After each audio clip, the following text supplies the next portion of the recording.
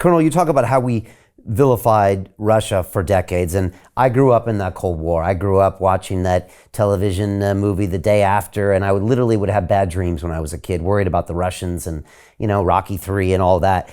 Are we doing the same to the Chinese?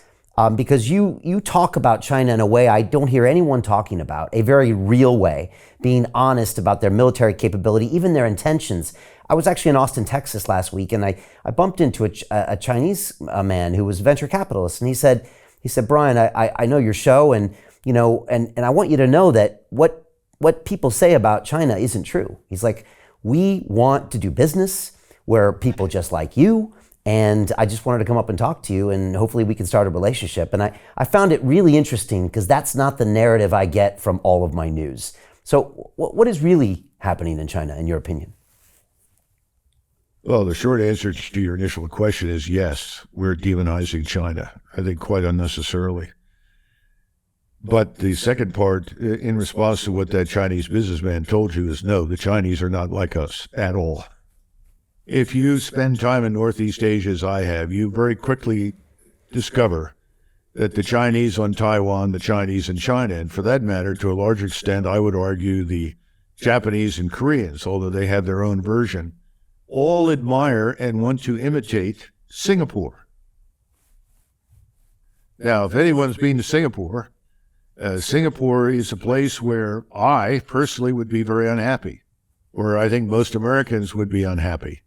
It's wonderfully clean. It's heavily policed. The government controls and owns virtually everything. And everyone scrupulously obeys the laws because everyone is there for one reason: make money. So the things that we worry about, our personal freedoms, this notion of republicanism or democracy, as people like to call it, that's foreign to the Chinese. The Chinese are not interested in that. They want to be crime-free. They want to be able to make money, improve their living standards, to live as much as possible without interference, but they're willing to tolerate a level of government influence and power that we never would. That doesn't make them bad. It's a fact of life. And if Xi is compared with anyone, I would compare him to a Chinese emperor. And the Chinese emperor had the mission that Xi has, which is you've got to feed everyone, very important for a nation of 1.4 billion. You've got to clothe everyone, protect everyone, that is, put them under shelter, and then you have to defend the country. And remember, that was China's enormous weakness over the last couple of hundred years. They couldn't defend themselves. They were overwhelmed not only by Western powers, but by the Japanese. And they had been overwhelmed previously by the Mongols. We also forget that out of the last 1,000 years, China has only been under Chinese government for about 350 of those years. In the intervening periods, they were ruled by foreigners. So that's what Xi is worried about. He wakes up every morning and says, what am I going to do to prevent dynastic change? What if something goes wrong out there and people don't get enough to eat? What if they can't find employment? 1 out of every 4 Chinese men between the ages of 18 and 30 is currently unemployed. That number is growing. The shadow banking structure was destroyed because it was corrupt. Xi has been trying to crush corruption everywhere, in the shipyards, in the military.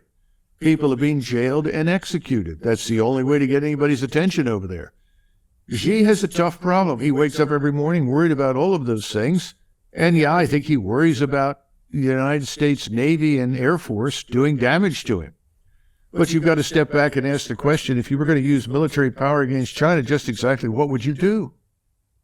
Michael Ferber, the famous industrialist and financier, says, well, inside China, there are at least 4 or 5 versions of the United States in terms of size and population. I mean, who are we kidding? What do you expect to achieve with military power? Nothing. Are there Chinese armies preparing to march into Southeast Asia? No. Are there Chinese armies preparing to invade the Korean Peninsula? No. Are there masses of Chinese building little rubber boats to float over to Taiwan? No. And anybody who knows anything about Taiwan, what a terrible place to invade. It's 100 miles across open water, and then once you get there, most of the island is mountainous. There are only a couple of beaches you can land on. And why would they do that? They don't want to do that because the Chinese on Taiwan and the Chinese in Beijing generally share similar goals. They all want to live in the end state that I described, which is why you may well see the old party, the KMT, that was created by Chiang Kai-shek, win the next election. They're sweeping the local and regional elections right now because nobody really wants to go to war under any circumstances with China. They want to do business with China. And that government has said, we will unify with the mainland. We'll do it gradually. And that's what Xi wants. He said, well, maybe 2045. Here we are, well, there's an invasion coming next week. It's all nonsense. It's just untrue. And you have to ask yourself if some of this is just to justify more wasteful spending on a whole range of things in defense that are obsolete. So Jim Rickards has just recorded a video that's not available to anyone in the public, and he's going to be talking about how this upcoming recession is going to be fast, it's going to be bloody, it's going to be nasty. But at the same time, he's going to show you how you can position yourself to profit from all of this chaos. Now, we've made this video only available to our viewers. Go to londonreal.tv/Jim. Watch that immediately. I can't say enough good things about Jim Rickards. He understands the global economic system better than any guest I've ever had on London Real. His predictions are almost uncannily true, and you can learn how to profit from his vision, from his expertise, and his understanding of economics. So go to londonreal.tv/Jim or click the link below. It's an excellent, excellent look on what's going to happen in the future and how you can position yourself to profit from that. Jim is one of the best in the business, one of my favorite guests on London Real, and he's very, very good at predicting the future and showing us all to profit from it. So click the link, and I hope you enjoy. Hey, do you want to profit from crypto? Then join my DeFi Academy. The Crypto DeFi Academy will help you create generational wealth. But don't take my word for it. Listen to my students. When I first got into crypto, I remember thinking to myself, I need to learn more. Brian Rose, learning crypto, learning DeFi, gotta do it.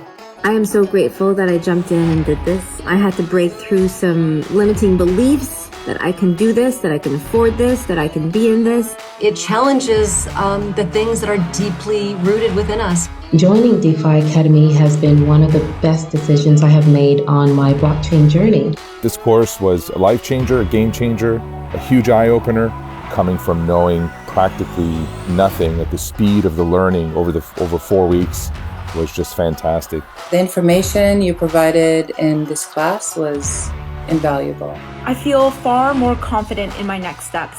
You took complex concepts and made them easier to understand. What's different than so many other ones is it just doesn't tell you what to do. It actually makes you do it. This is for people who are serious about becoming traders. This is the way it should be done. I realized from this learning experience again that it is not about what you learn, but about who you learn it from. The energy was insane. I've never experienced such incredible energy on a live call. Brian Rose, you are a legend, my friend.